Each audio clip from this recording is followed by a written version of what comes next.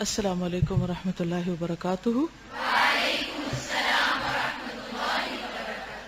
نحمده ونصلي على رسوله الكريم اما بعد فاعوذ باللہ من الشیطان الرجیم بسم اللہ الرحمن الرحیم رب اشرح لي صدری ویسر لي امری واحلل عقدۃ۔ پیج نمبر ہے 88، صفحہ 88۔ مسلمانوں کو تعذیب، عذاب دینا، سزا دینا، تکلیفیں دینا۔ اس منصوبے کے تحت مسلمانوں کو ایسی ایسی تکلیفیں دی گئیں کہ ان کے تصور ہی سے رونگٹے کھڑے ہو جاتے ہیں، یعنی سوچ کے انسان کانپ اٹھتا ہے اور دل شق ہو جاتا ہے، یعنی پھٹ جاتا ہے۔ مثلا حضرت بلال بن رباح رضی اللہ عنہ امیہ بن خلف کے غلام تھے۔ امیہ ان کے گلے میں رسی ڈال کر بچوں کے حوالے کر دیتا تھا۔ اس کو ساتھ ساتھ امیجن کرتے جائیں، جیسے کبھی آپ نے دیکھا ہوگا نا، بچے کسی پیٹ کو یا کسی بکرے کو یا جانور کو بے دردی کے ساتھ، ناسمجھی کے ساتھ کھینچ رہے ہوتے ہیں اور وہ انہیں کھینچتے پھرتے۔ اس دوران بلال رضی اللہ عنہ احد احد کہتے رہتے۔ اس کے علاوہ امیہ ان کو دوپہر کی چلچلاتی دھوپ میں جلتی ریت یا پتھر پر ڈال کر سینہ پر بھاری پتھر رکھوا دیتا، یعنی ریت یا پتھر پہ لٹا کر سینے پر بھاری پتھر رکھوا دیتا، نیچے بھی پتھر اوپر بھی پتھر۔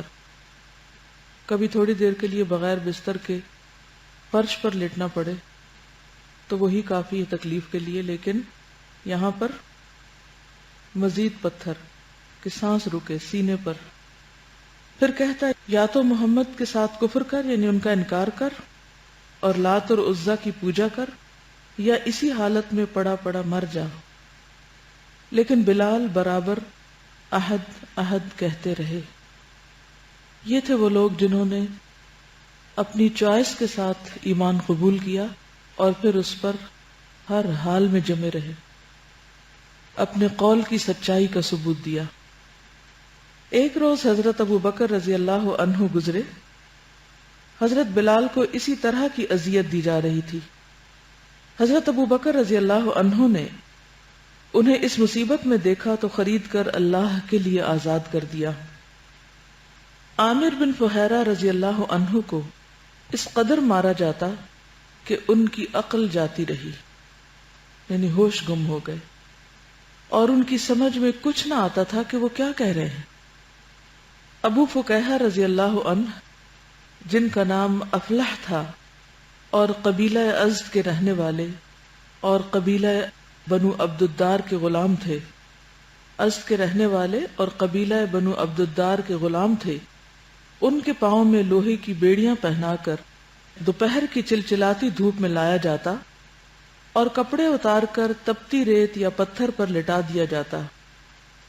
کپڑے اتار کر، آپ یوں سمجھیں جیسے ننگے پاؤں آج کل دھوپ میں چلنا ہو، گرم پتھر پر، گرم فرش پر، اور اوپر اتنا بھاری پتھر رکھ دیا جاتا کہ وہ ہل بھی نہ سکے، اور اتنی دیر تک اسی اذیت میں رکھا جاتا کہ ان کی عقل کھو جاتی۔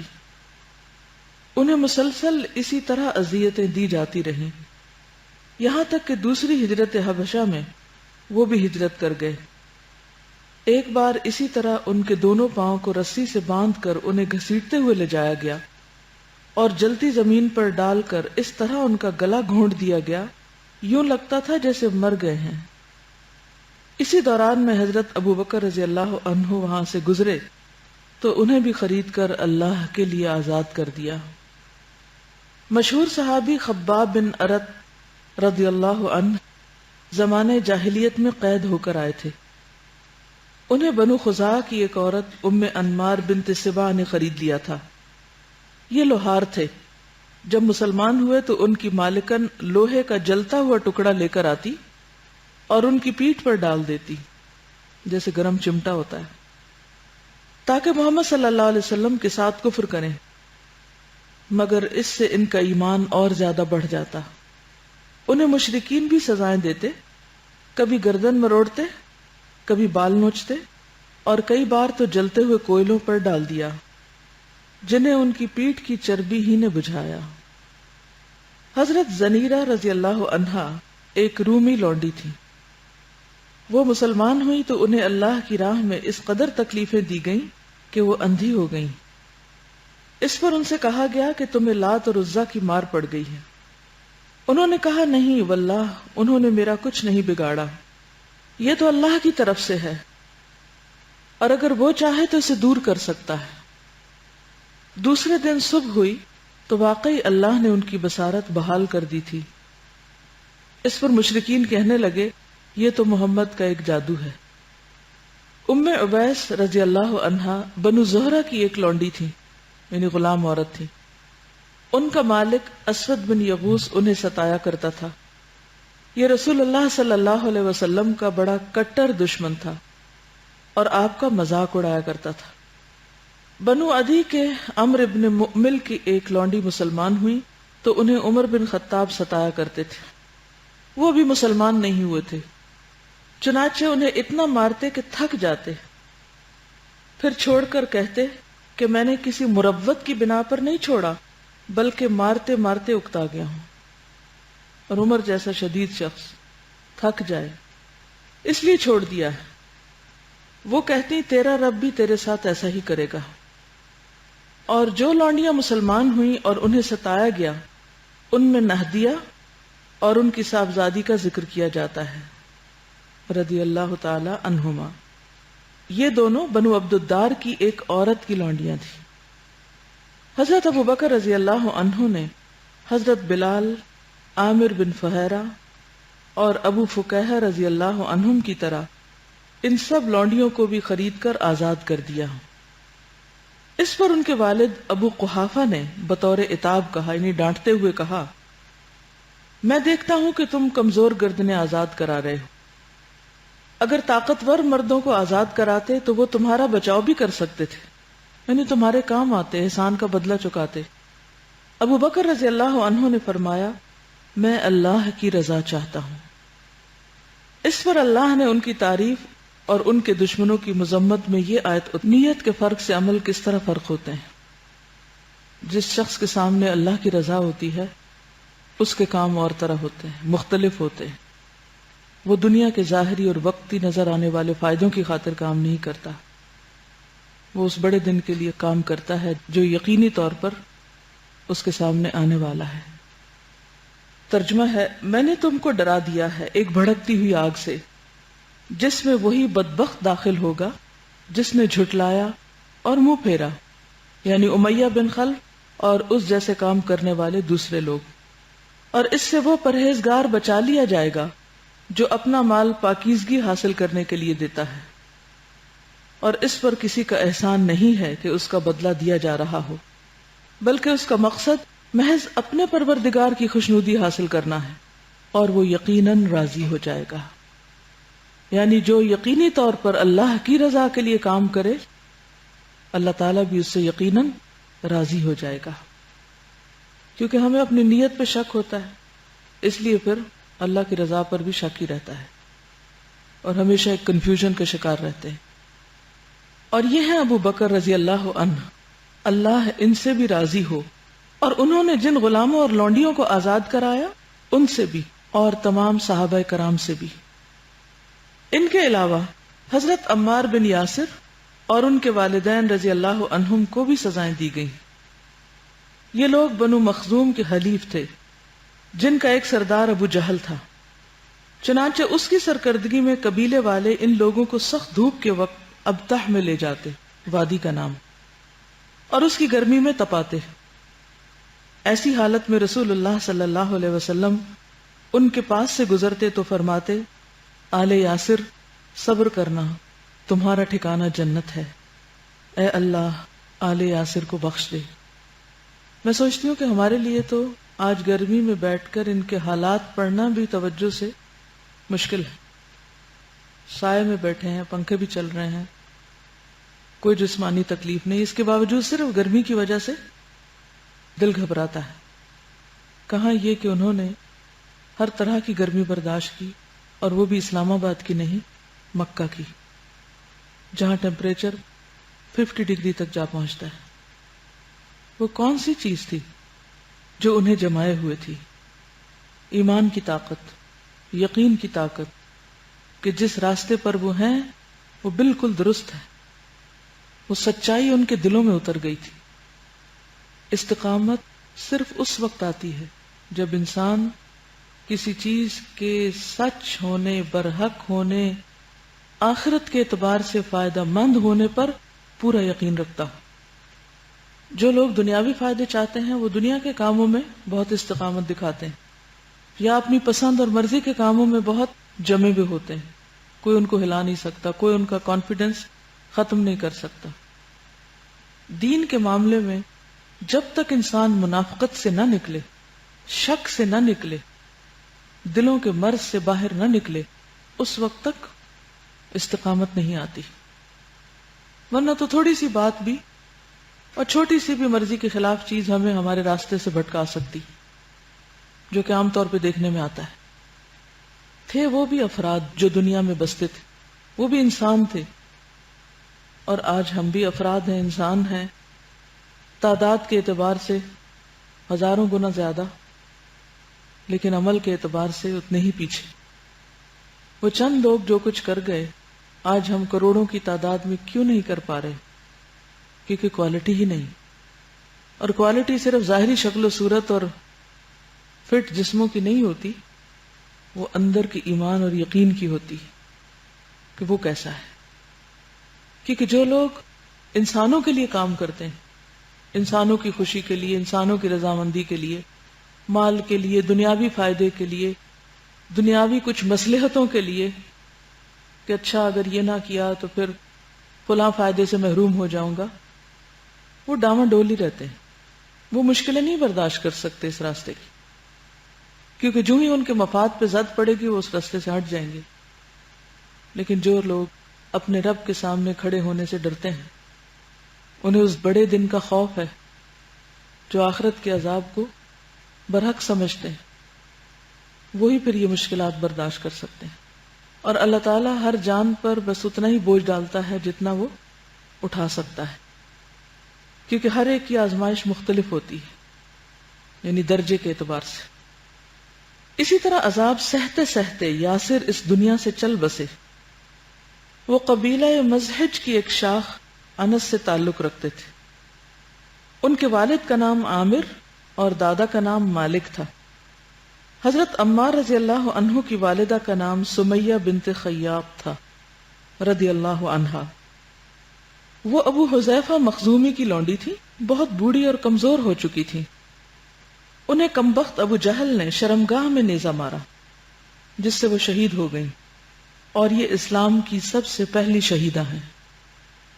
باقی رہے عمار رضی اللہ عنہ، تو عذاب ان کی برداشت سے باہر ہو گیا۔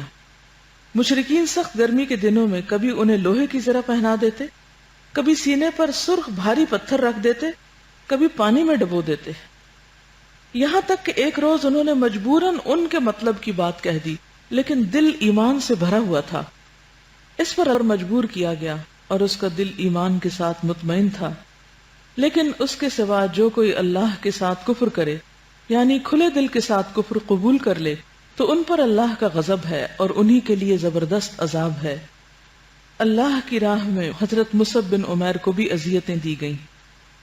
وہ بڑے ناز و نعمت میں پلے بڑھے تھے۔ اسلام لائے تو ان کی ماں نے ان کا کھانا پانی بند کر دیا اور گھر سے نکال دیا، چنانچہ سانپ کی کینچلی کی طرح ان کی چمڑی ادھڑ گئی، یعنی ان کی جلد اسکن رف ہو کر ان کے جسم سے اتر گئی۔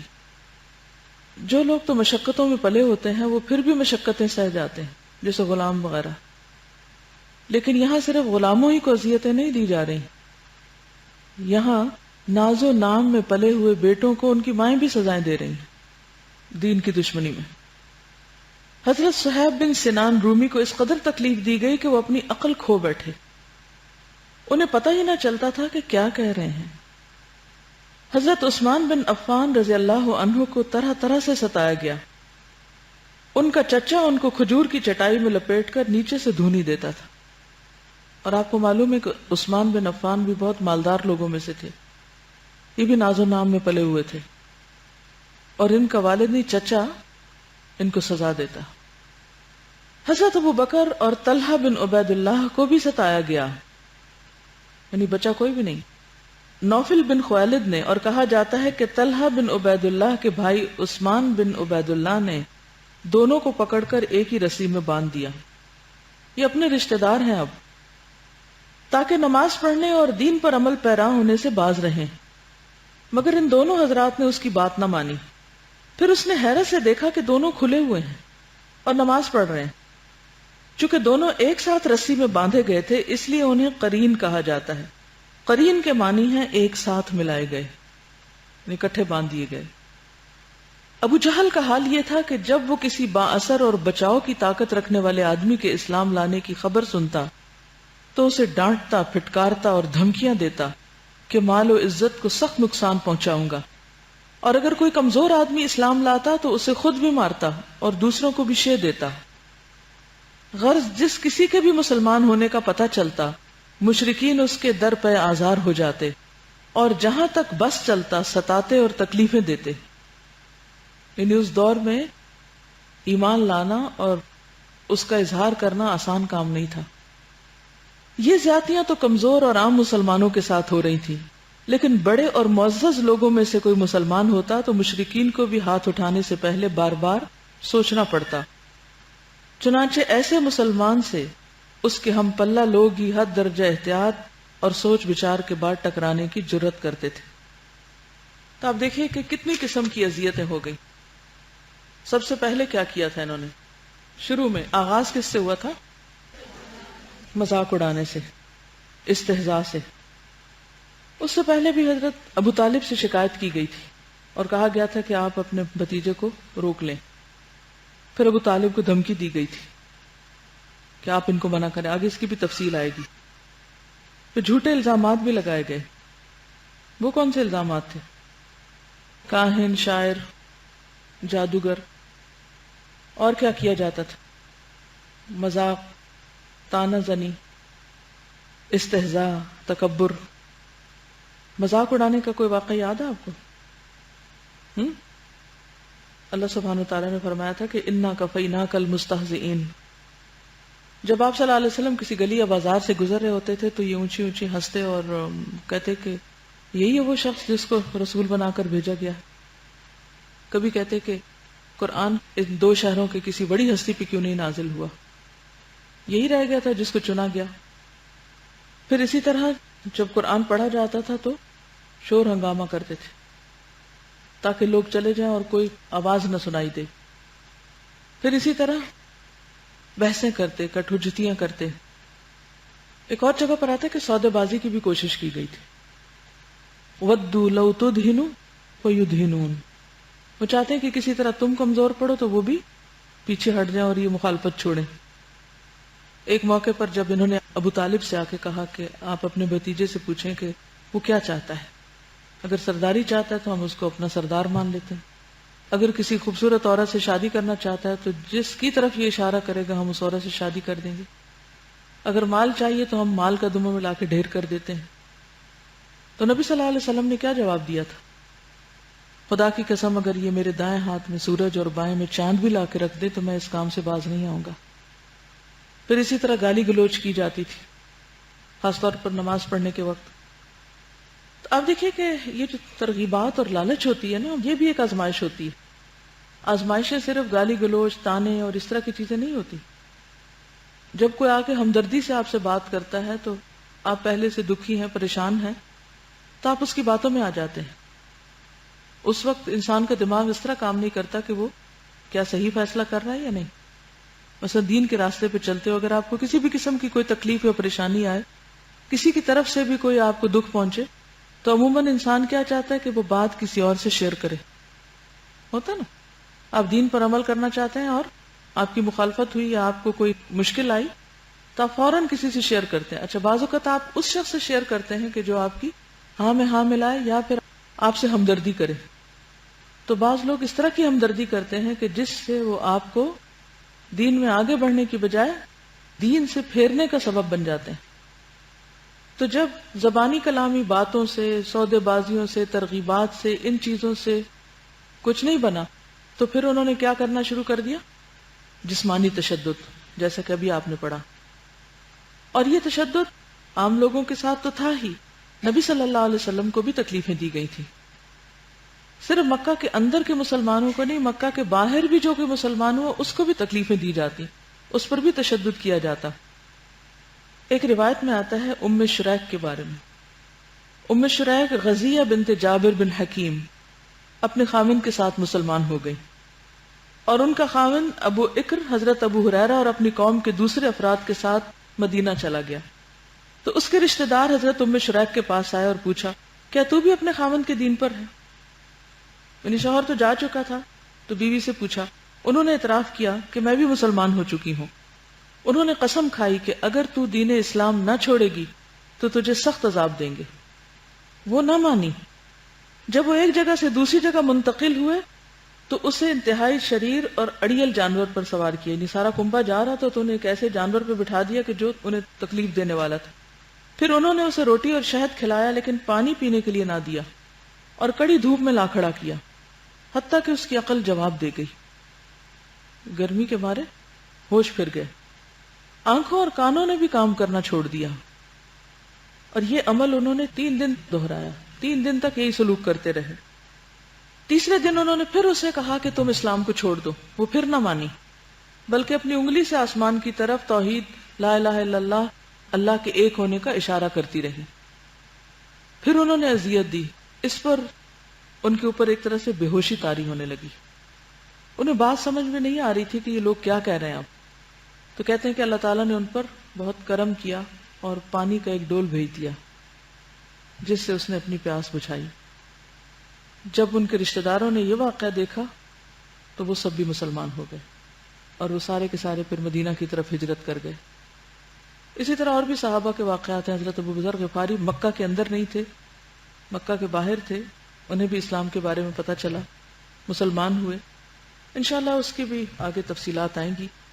تو بہرحال جسمانی تشدد ہر طرح کے لوگوں پر کیا گیا، کسی پر زیادہ کسی پر کم، مکہ کے اندر بھی باہر بھی، عورتوں پر بھی مردوں پر بھی، جوانوں پر بھی بوڑھوں پر بھی، آزاد پر بھی غلام پر بھی، مالدار پر بھی غریب پر بھی.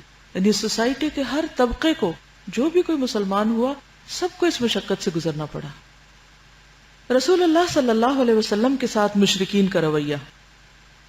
جہاں تک رسول اللہ صلی اللہ علیہ وسلم کا تعلق ہے تو اللہ تعالیٰ نے آپ کو ایسا رعب اور شرف اور وقار دے رکھا تھا کہ لوگ زیادتی کی جرت نہ کر پاتے تھے.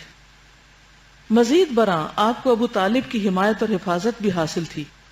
وہ قریش کے ایک عظیم سردار تھے، ان کی بات مانی جاتی تھی اور ان کی ذمہ داری کا احترام کیا جاتا تھا. اسے توڑنے کی جرت کسی میں نہ تھی. یہ بنو عبد مناف کے چوٹی کے انسان تھے، اور قریش بلکہ سارا عرب اس خاندان کو عزت اور احترام کی نظر سے دیکھتا تھا.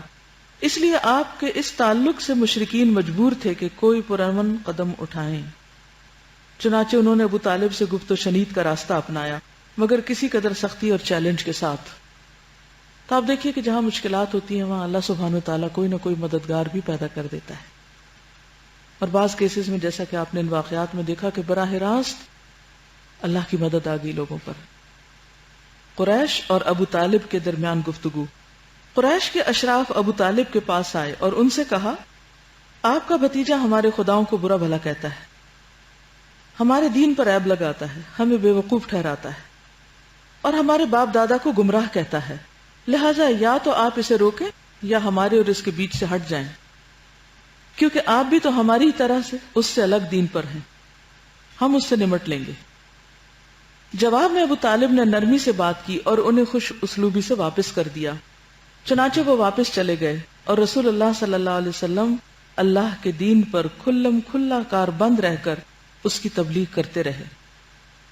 ابو طالب کو قریش کی دھمکی اور چیلنج. مگر جب قریش نے دیکھا کہ نبی صلی اللہ علیہ وسلم اپنا کام اور اپنی تبلیغ میں لگے ہوئے، انہیں ساری مشکلات کے باوجود کام نہیں رکا، تو وہ مزید صبر نہ کر سکے. انہوں نے باہم بڑی چیمگوئیاں اور شکوے کیے. پھر ابو طالب کے پاس جا کر عرض گزار ہوئے، ابو طالب آپ ہم میں عمر رسیدہ ہیں، یعنی عمر بڑی ہے آپ کی، اور شرف و منزلت رکھتے ہیں. ہم نے آپ سے عرض کی تھی کہ اپنے بھتیجے کو منع کریں، مگر آپ نے منع نہیں کیا۔ بخدا ہم یہ برداشت نہیں کر سکتے کہ ہمارے باپ دادا کو برا بھلا کہا جائے، ہمیں بے وقوف قرار دیا جائے اور ہمارے معبودوں پر عیب لگائے جائیں، لہٰذا آپ یا تو اسے منع کریں یا پھر ہم آپ کے اور اس کے مقابلے کے لیے نکل آئیں گے، اور اس وقت تک نہیں ٹلیں گے جب تک کہ ایک فریق کا خاتمہ نہ ہو جائے۔ یہ کہہ کر وہ لوگ واپس چلے گئے۔ ابو طالب کو یہ دھمکی اور چیلنج بڑا بھاری محسوس ہوا۔ انہوں نے آپ صلی اللہ علیہ وسلم کو بلا کر ان کی بات سنائی اور کہا، اب مجھ پر اور اپنے آپ پر رحم کرو اور میری طاقت سے زیادہ مجھ پر بوجھ نہ ڈالو۔ جب رسول اللہ صلی اللہ علیہ وسلم نے ان کی یہ کمزوری دیکھی تو فرمایا، یا عمی واللہ لو وضع الشمس فی یمینی والقمر فی یساری علی ان اترک هذا الامر حتی یظہرہ اللہ او اہلک فیہ ما ترکتہ۔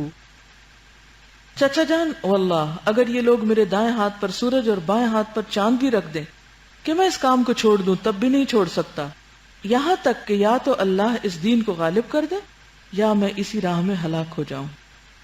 اس کے بعد آپ صلی اللہ علیہ وسلم کے آنسو نکل آئے۔ یہ دیکھ کر ابو طالب کی محبت اور قوت ارادی پلٹ آئی۔